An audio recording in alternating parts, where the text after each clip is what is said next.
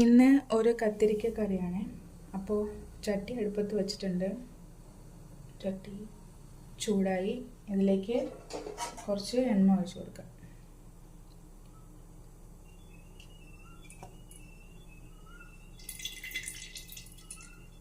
അപ്പോൾ ഇതിലേക്ക് കുറച്ച് കടുക് ഇട്ട് കൊടുക്കാം.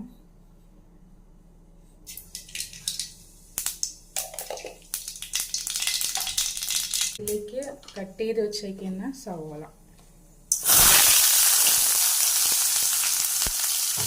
ചട്ടി നല്ലോണം ചൂടായി, അതാ ഈ ശബ്ദം.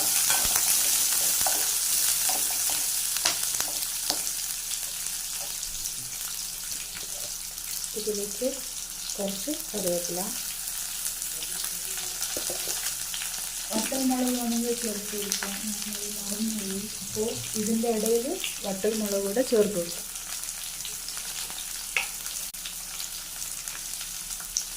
സാധാരണ കടുക് പൊട്ടിച്ചിട്ട് ഉടനെ ചേർക്കും. ഞാനിപ്പോൾ മറന്നു കേട്ടോ, അതാണ് ഇടയിൽ ചേർക്കുന്നു.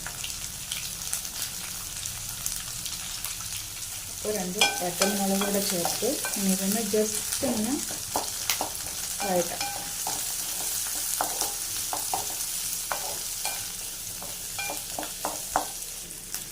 ഇത്രയും വഴണ്ടത് മതിയാവും. അപ്പോൾ ഇതിൽ കത്തിരിക്ക ഇട്ട് കൊടുക്കാം. ഇത് ഒരു വലിയ സൈസ് കത്തിരിക്കയാണ് കേട്ടോ, 2 എണ്ണം. കാരണം കത്തിരിക്ക വെന്ത് കഴിഞ്ഞാൽ നല്ലോണം ഉടഞ്ഞു വരുമല്ലോ.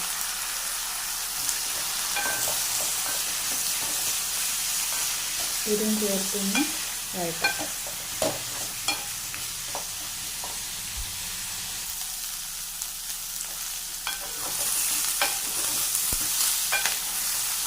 ഇതിലോട്ട് കുറച്ച് വെള്ളം ഒഴിച്ച് കത്തിരിക്ക വേഗം നേരം അടച്ചു വെച്ച് വേവിക്കാം.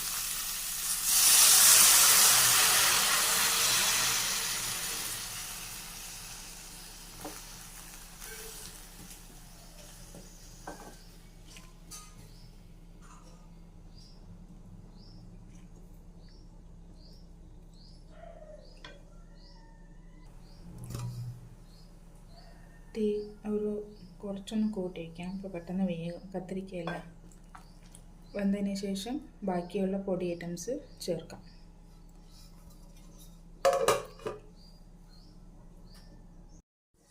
ഞാനപ്പോൾ ഇതിൽ പച്ചമുളക് ചേർക്കാൻ മറന്നുപോയി. പച്ചമുളക് ഇപ്പോൾ ഇട്ട് കൊടുക്കാം. വഴറ്റുന്നതിൻ്റെ കൂടെ ഇടേണ്ടതാണ്, ഞാൻ മറന്നുപോയി. അപ്പോൾ ഇനി ഇത് കിടന്ന് വെന്തോട്ടെ.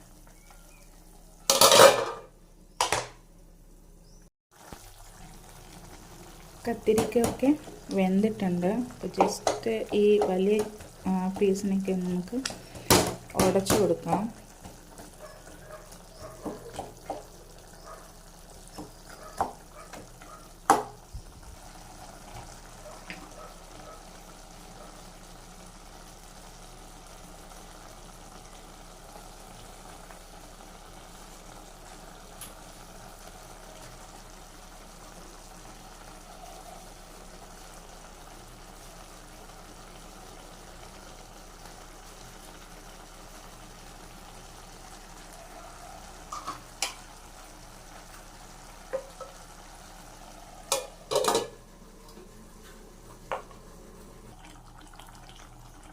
ഇന്ന് എന്താണെന്നറിയില്ല, മറവി കുറച്ച് കൂടുതലായിപ്പോയി.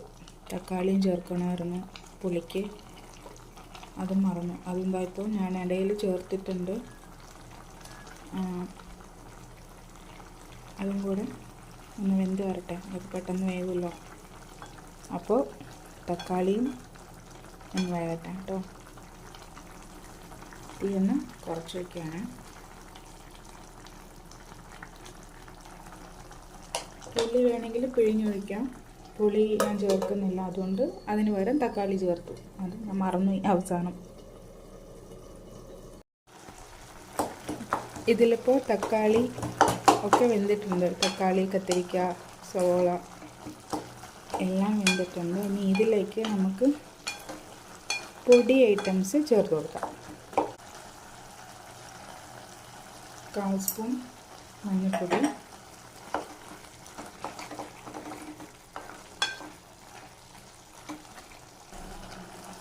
ഒരു 6 സ്പൂൺ മുളക് പൊടി,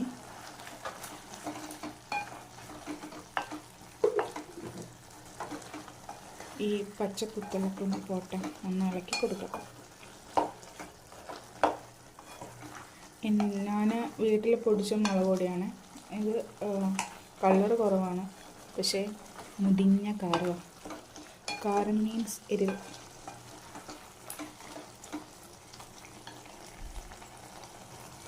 ഇനി ഇതിലേക്ക് ഒരു ഈ സ്പൂണിന് ഞാനൊരു 3/4 സ്പൂൺ സാമ്പാർ പൊടി എടുത്തിട്ടുണ്ട്, അതും ചേർത്ത് കൊടുക്കാം.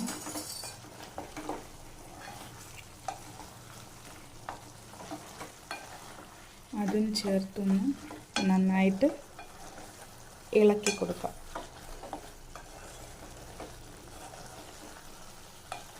ഉപ്പിട്ടിട്ടില്ല, ഇനി ഇതിൽ ഉപ്പോട് ചേർത്ത് കൊടുക്കാം. അതിനു മുമ്പേ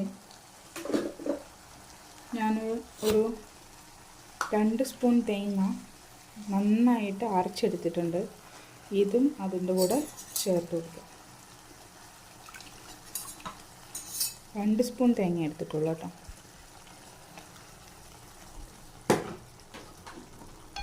ഇത് നന്നായിട്ട് ഇതിൻ്റെ കൂടെ ചേർത്ത്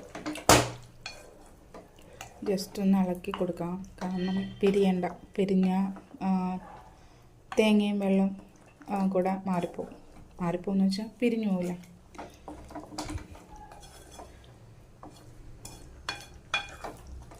ഇതിനെ ഒരു ചെറിയ നുള്ള് കായം കൂടി ചേർത്ത് കൊടുക്കാം. കുറച്ച്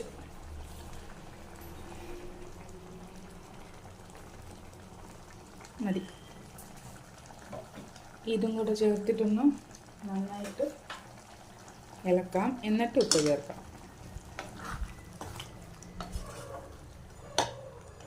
ഒരു സാമ്പാർ പൊടി ചേർത്തതുകൊണ്ട് സാമ്പാറിൻ്റെ മണം കൂടെ വരുന്നുണ്ട്.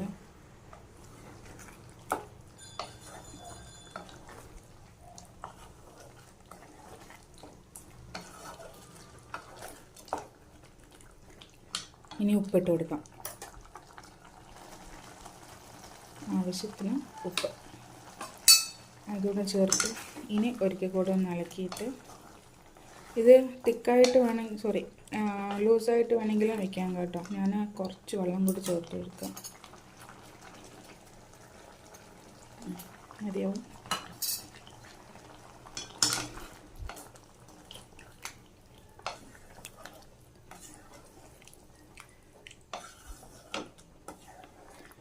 പുളി വേണമെങ്കിലും പിഴിഞ്ഞൊഴിക്കാം. പിഴിഞ്ഞൊഴിക്കുമ്പോൾ പുളി നോക്കിയിട്ട് വേണം ചെയ്യാൻ, കാരണം തക്കാളിയിലും പുളി ഉണ്ടാവും.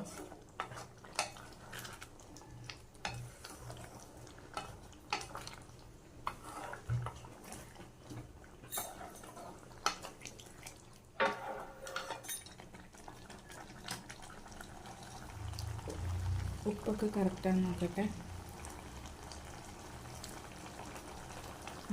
സൂപ്പർ. എരിവും ആ തക്കാളിയുടെ പുളിയും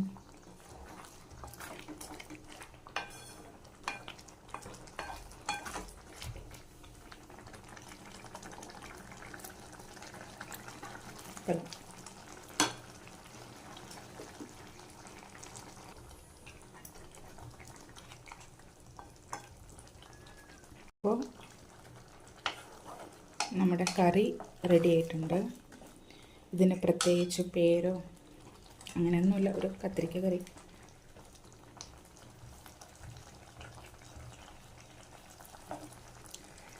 അപ്പോൾ അടുപ്പ് ഓഫ് ചെയ്തു.